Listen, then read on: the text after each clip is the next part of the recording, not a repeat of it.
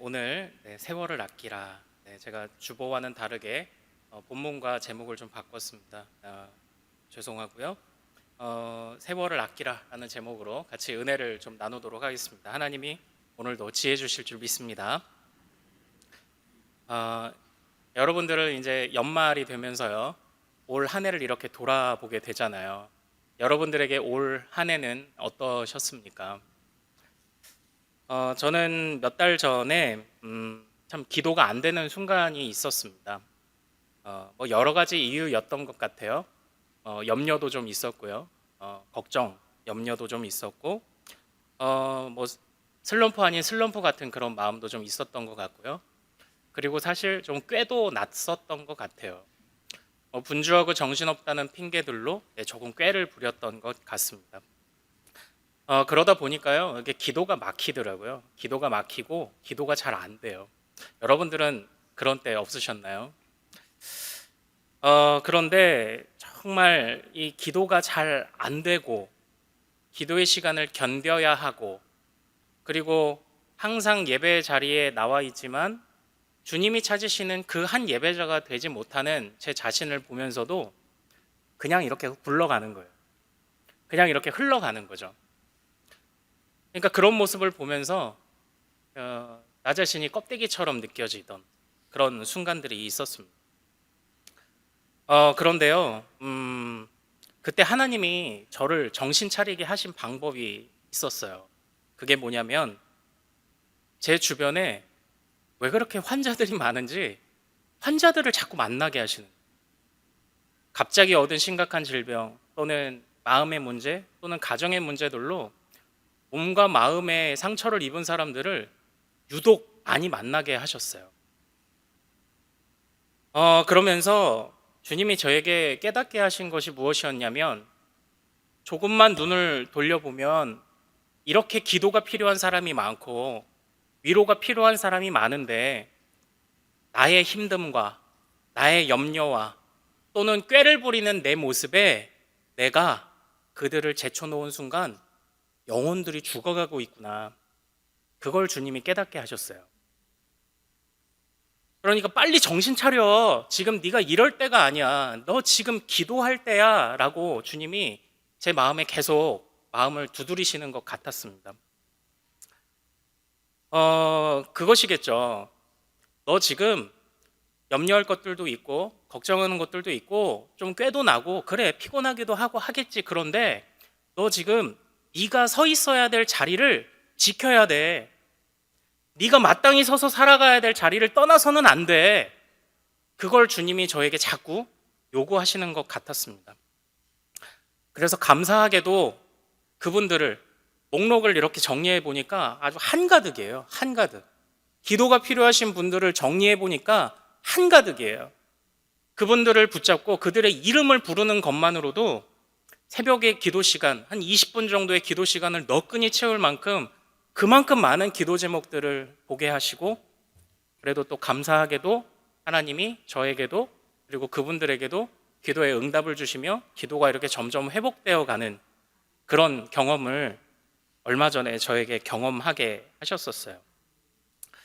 그때의 저의 모습 생각을 하면요, 저는 정말 세월을 허송하고 있었던 것 같습니다. 인디애나 주립대학의 이제 교육을 연구하시는 토드 휘테커라는 교수가 이런 말씀을 하셨습니다. 마음을 얻어라, 그 다음에 가르쳐라, 이렇게 얘기를 했어요. 마음을 먼저 얻어야 가르침도 들어간다라는 거죠. 그런데 이 모습이요, 목사인 저는 가르치는 사람인 거잖아요. 그런데 야, 이게 내가 진짜 날로 먹으려고 했구나. 성도들이 영혼이 죽어가고 있는데 그 마음을 얻을 생각도 하지 않고 가르치려고만 했구나.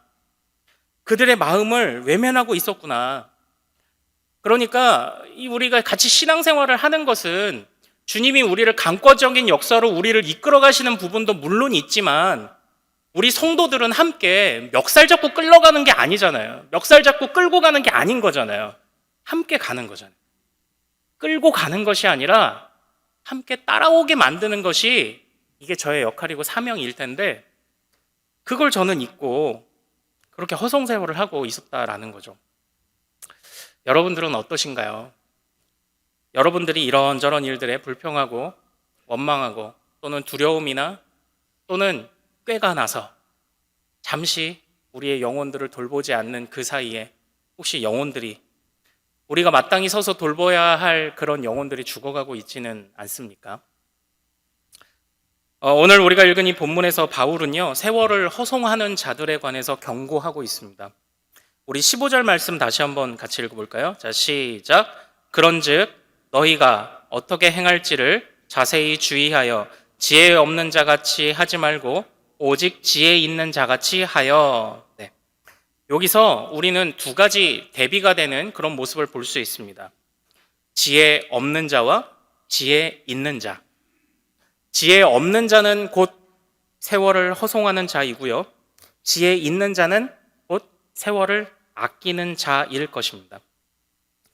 그런데 이러한 가르침은요, 사실 5장 8절과도 연결이 됩니다. 우리 5장 8절 말씀도 같이 한번 읽어보겠습니다. 시작. 너희가 전에는 어둠이더니 이제는 주 안에서 빛이라. 빛의 자녀들처럼 행하라. 지혜 없는 자는 곧 세월을 허송하는 자이고 또 어떤 자라고 합니까? 어둠이라고 묘사하고 있어요. 그러나 그의 반대에서 지혜 있는 자는 세월을 아끼는 자이며 빛 또는 빛의 자녀라고 성경은 묘사하고 있습니다. 그러므로 오늘 이 사도 바울은요, 우리에게 요청하는 거예요. 너 어떤 모습으로 살아갈래? 그리고 너의 지금 모습은 어떤 모습으로 살아가고 있는 거야? 라고 우리에게 질문하고 있는 거예요. 지혜 있는 자냐? 지혜 없는 자냐? 빛이냐? 어둠이냐? 세월을 아끼고 있느냐? 세월을 허송하고 있느냐? 낭비하고 있느냐를 우리에게 지금 묻고 있어요. 어떤 선배 목사님께서 저에게 해주셨던 말씀이 있습니다. 목사님, 촛불과 같이 정말 작은 빛도 정말 빛나고 있다면, 그 불꽃이 정말 타오르고 있다면 아무리 작은 빛이라도 어둠을 이길 것입니다. 그러나 진짜 빛이 아닌 촛불의 사진은, 촛불 그림은 아무것도 밝힐 수 없습니다. 저에게 이렇게 권면하셨던 그런 선배 목사님의 말씀이 생각이 나요. 오늘 주님이 우리에게 물어보시는 거예요. 너 빛이야? 아니면은 어둠이야? 너 빛의 자녀라고 하면서 빛의 그림만 가지고 있는 것처럼 교묘하게 포장된 모습으로 살아가고 있는 거 아니야? 그럼 너 빛 아니야. 너 어둠이야. 너 지혜 있는 자 아니야. 너 지혜 없는 자야. 그걸 지금 우리에게 물어보시며 찌르고 계신 거거든요. 말씀은 이만큼 쌓여가는데 그 말씀대로 살아내지 못함으로 인해서 영혼이 죽어가는데도 그 영혼을 돌아볼 겨를조차 없었던, 그걸 깨닫지 못했던 저의 모습, 그 모습을 많이 반성하게 되더라고요. 요즘 인문학 열풍이 분다고 이야기를 합니다. 그런데 이런 생각이 들었어요. 어느 때보다도 발전된 시대고 지식이 넘쳐나는 시대인데 그 인문학 열풍을 보면서 좀 이상한 생각이 들더라고요. 왜냐하면 인문학에서 하는 중요한 질문들이 뭔지 아십니까? 나는 누구인가? 나는 어디로 가고 있으며 어떻게 살아야 하는가? 죽음이란 무엇인가? 이 가장 근본적인 질문에 대한 답을 얻지 못해서 아직도 그걸 가지고 씨름하고 있더라고요. 그리고 그게 열풍이라고 합니다. 인생의 가장 기본적인 질문들조차 해결하지 못하고 있는 그런 모습들. 왜 이런 모습들이 우리에게 나타나는 걸까요? 왜 이 시대에 그런 모습들이 나타나는 걸까요? 지식이 없어서인가요? 저는 이렇게 생각을 했습니다. 이 시대는 지식이 넘쳐나요. 아주 영상만, 유튜브만 틀면 아니면은 수많은 책들, 쏟아지는 출판물들, 글들, 수많은 지식이 넘쳐납니다. 그런데 지식은 넘쳐나지만 지혜가 없어요. 이렇게 표현할까요? 지식은 있는데 그것을 어떻게 올바르게 써먹어야 될지를 모르는 거예요. 우리도 다른가요? 성경의 지식은 막 넘쳐나는데 그 넘쳐나는 지식 갖고도 다른 사람 한 번 위로를 못하는 것이 우리의 모습이다라는 거예요. 지식은 쌓여가는데 그걸 어떻게 써야 될지를 몰라요. 지혜가 없어요. 보이스피싱 그런 전화를 받아보신 적이 있으십니까? 보이스피싱 대단하더라고요. 얼마 전에 이런 기사를 봤어요. 어떤 분이 보이스피싱 전화가 왔는데 그 사람을 혼낸 거예요. 너 임마 제대로 일을 해가지고 열심히 땀 흘려 번 돈으로 살아야지 그랬더니 그 저쪽에 있던 보이스피싱 그 범죄자가 어떻게 했냐면 이 사람의 개인 정보를 다 알고 있잖아요. 주소, 그리고 주민번호, 전화번호 이런 걸 다 알고 있으니까 그 집으로 이 사람 이름으로 피자 홈페이지에 피자 회원 가입을 하고 나서 피자를 100판을 시켜버린 거예요. 그러니까 그 100판 값을 누가 봐도 주민번호도 맞죠, 집 주소도 맞죠, 전화번호도 맞죠. 그러니까 누가 봐도 이 사람이 시킨 건 거예요. 그러니까 그 100판 값을 물어냈다. 이런 기사를 본 적이 있어요. 자, 이거 보십시오.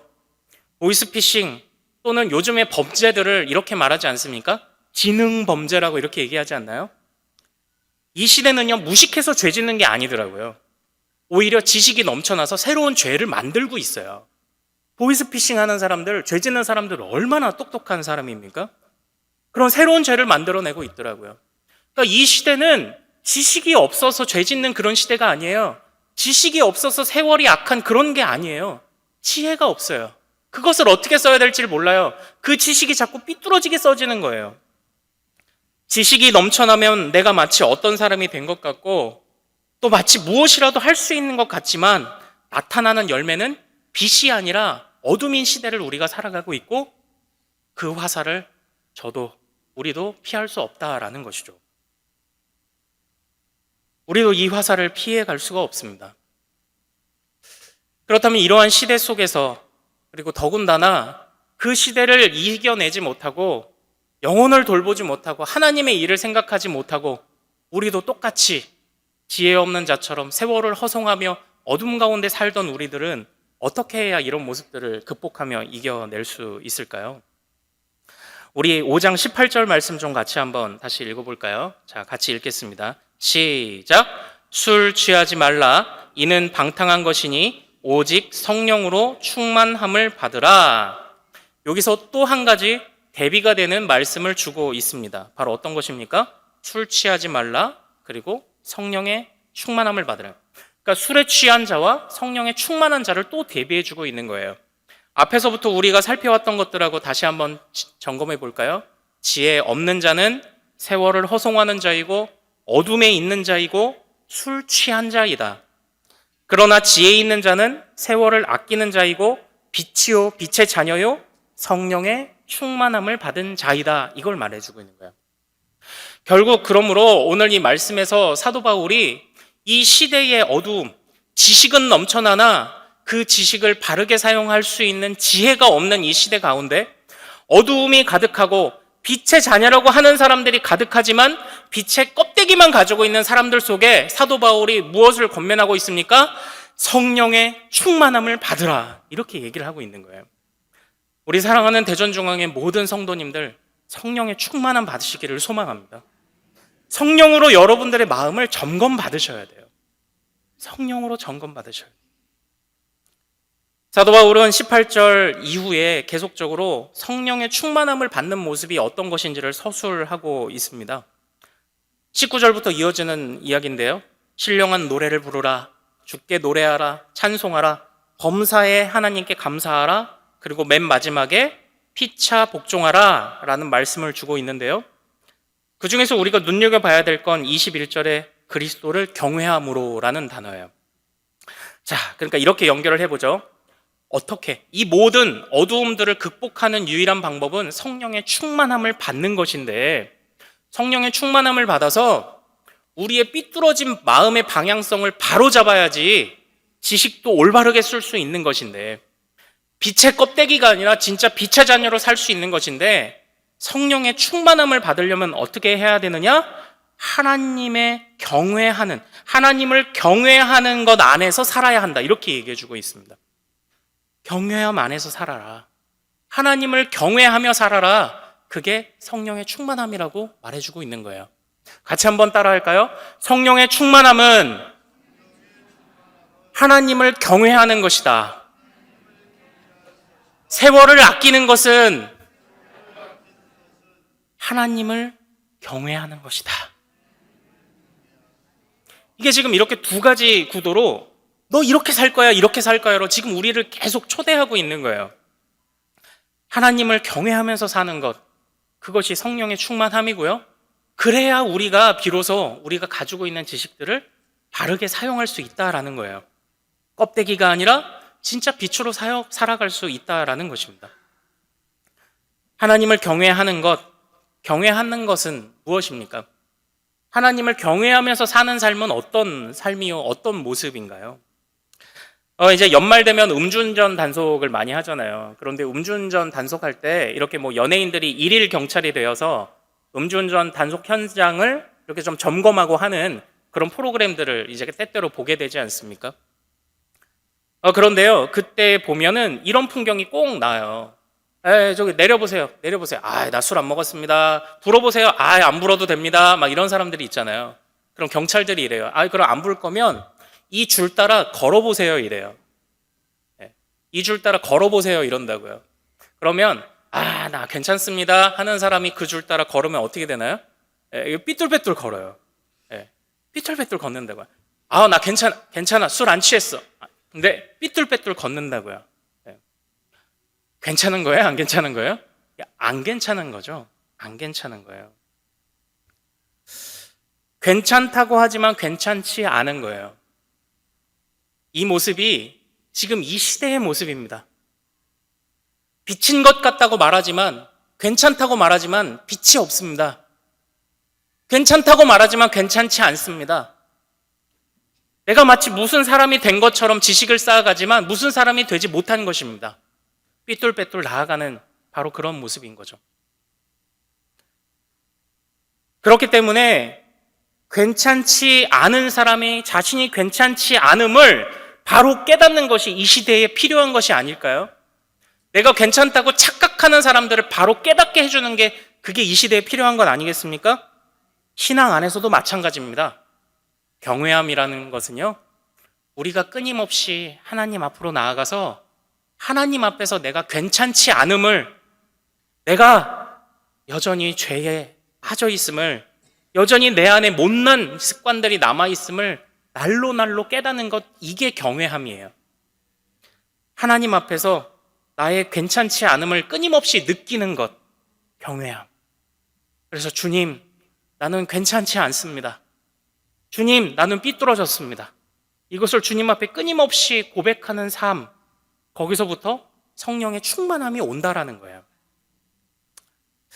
우리는요, 하나님께서 우리에게 많은 일들을 맡기신다는 것을 알고 있습니다. 그런데 저는요, 이 에베소서를 묵상하며 나아가다가 좀 살짝 놀랬어요. 왜냐하면 이 6장의 뒷부분에 보면은 우리가 잘 아시는 것처럼 전신갑주에 관한 그런 말씀들이 있잖아요. 전신갑주에 관한 말씀들이 있어요. 그런데 그 전신갑주 정도 입었으면 굉장히 대단한 일 해야 되잖아요. 그렇죠? 이 세상을 향해 나가서 막 칼이라도 촥촥촥촥 막 휘두르며 온갖 썩은 것을 도려내고 막 그래야 될 것 같잖아요. 그런데 사랑하는 여러분들, 전신갑주가 나오기 앞전에 있는 이 5장 뒷부분과 6장에 걸쳐있는 내용들을 보십시오. 그 내용이 뭐냐면, 아내여, 남편이여, 자녀들아, 부모들아, 종들아, 상전들아, 가정 안에서 이루어지는 문제들을 권면하고 있거든요. 전신갑주 정도 입었으면은 굉장히 위대한 일을 해야 되는데, 주님이 우리에게 전신갑주 입혀서 하기를 원하시는 일은요, 가정을 잘 돌보는 거래요. 부부가 사랑하는 거래요. 자녀들이 함께, 부모와 함께 화목한 거래요. 종이고 상전이고 서로 존중하는 거래요.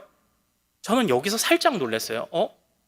전신갑주 입고 하기에는 생각보다 좀 그렇게 중요한 사안이 아닌 것처럼 보이는 거죠. 그런데 바꾸어 생각하면 곰곰이 이 문제를 보면요, 이런 생각이 들더라고요. 야, 우리는 그 기본적인 게 안 되는 사람이구나. 그 기본적인 게 안 돼서 성령의 전신갑주 정도 입어야 내 가정을 돌볼 수 있는 사람이구나. 나는 그렇게 괜찮지 않은 사람이구나. 이걸 느끼며 제가 흠칫 놀랐어요. 한 원로 신학자의 강연을 들으면서요, 고통의 문제에 관해서 이야기를 하시더라고요. 그런데 행복은요, 시간이 지나면 무감각해진대요. 좋은 감정 얼마 오래 안 가잖아요. 그런데요, 고통은요, 사라지지 않는데요. 고통을 느끼는 감정은 사라지지 않고 계속 쌓여간답니다. 그런데 우리는 그 고통을 서로 주면서 살아가고 있구나. 서로 고통 주면서 살아가고 있구나. 그것도 가정 안에서. 그러니까 가정 안에서조차도 그 가정 하나를 돌보지 못하는 우리가, 이 시대가 어찌 괜찮은 시대에, 어찌 괜찮은 사람들이라고 말할 수 있겠는가. 이걸 깨닫게 하시더라고요. 그걸 보면서 하나님 앞에 정말 많이 엎드렸고 더 엎드려야 한다는 그런 기도 제목을 주님이 품게 하셨습니다. 창성아, 너 목사인데 너 안 괜찮아. 너 더 엎드려야 돼.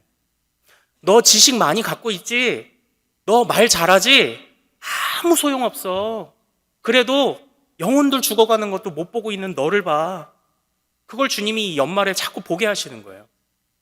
여러분들은 어떠신가요? 우리는 사실 무언가에 취하지 않으면 살아갈 수 없는 그런 시대를 살아가고 있습니다. 그러나 사랑하는 성도님들, 성령에 취해서 성령의 충만함으로 빛의 그림이 아니라 정말 빛으로 살아주시기를 소망합니다. 하나님을 경외함으로 나의 미련함을 깨닫고, 날로 나의 미련함을 깨닫고, 내가 내 안에서 선한 것이 날 수 없다는 것을 깨달을 때, 그때 하나님의 역사가 시작되는 거예요. 그때 하나님의 성령의 충만이 시작되는 거예요. 지혜 없는 자같이 하지 마시기를 소망합니다. 오직 지혜 있는 자같이 사시기를 소망합니다. 지식을 소유한 것이 문제가 아니라 그 지식을 어떻게 사용할 것이냐에 관한 지혜의 문제도 간구하는 여러분들 되시기를 소망합니다.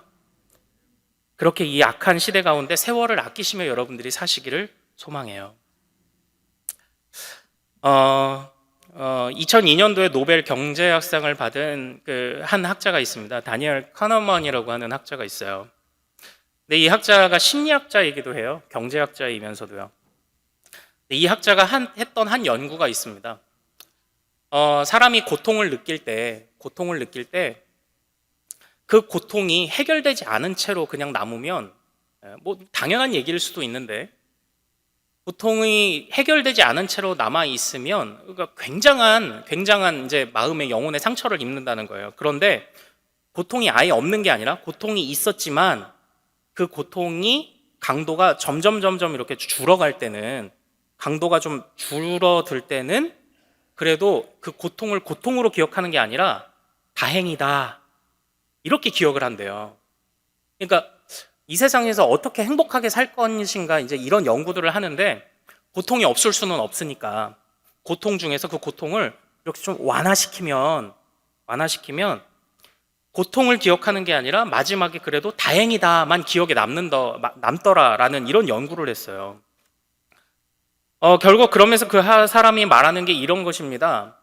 어떤 고통들을 겪어왔던지 마무리를 잘하면 그래도 사람이 마음에 그래도 좀 힘을 얻는데요. 그러니까 행복하고 든든함을 얻는다는 이런 얘기를 했어요.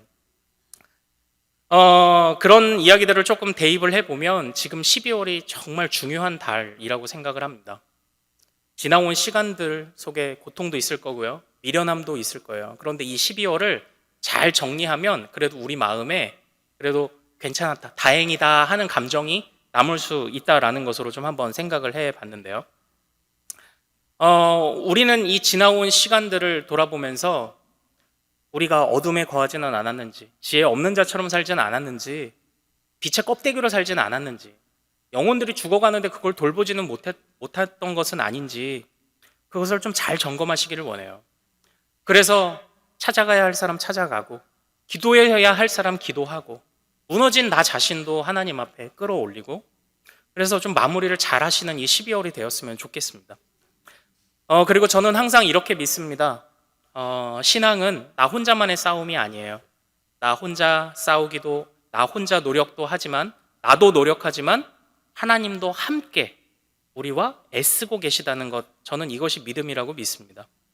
그렇기 때문에 이 12월을 잘 마무리하면서 정말 한 해를 잘 돌아보고 반성하고 더 성숙의 기회로 삼고자 하는 우리의 노력이 있을 때 하나님도 기쁜 마음으로 우리의 이전의 죄악을 잊어주셨던 것처럼 하나님도 기쁜 마음으로 우리의 마지막 노력을 칭찬하실 것이라고 믿습니다.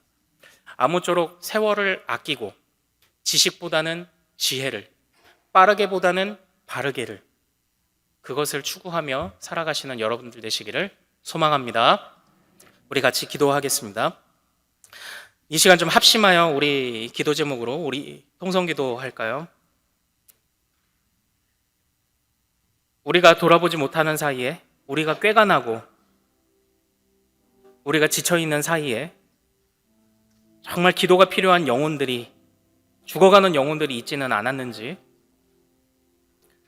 빛의 껍데기만을 가지고 마치 빛의 자녀인 것처럼 살아왔던 그런 미련한 모습이 우리에게는 없는지,